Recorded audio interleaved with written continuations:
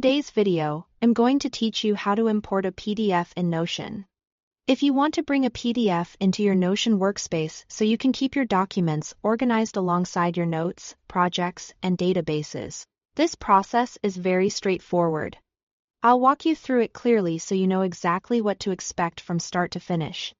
To begin, open your Notion workspace using either the web version or the desktop app.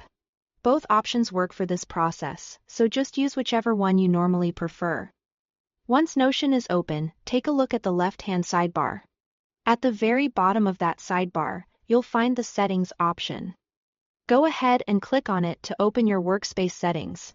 Inside the Settings menu, look for the Import option. This is where Notion lets you bring in content from different file types and other tools. Click Import to continue. After that, you'll see a list of available import formats from that list. Choose PDF. This tells Notion that you want to upload a PDF file specifically rather than another type of document. Next, a file selection window will appear so you can browse the files on your computer. Find the PDF you want to import. Select it and upload it into Notion. Depending on the size of the file, this may take a moment, so give it a few seconds if needed.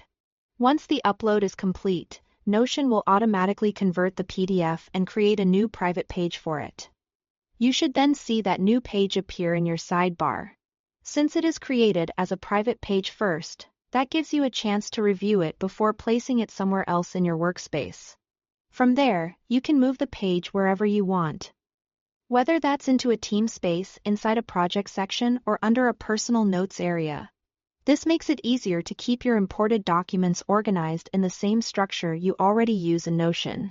One helpful thing to keep in mind is that importing a PDF into Notion may change how the content is displayed compared to the original file.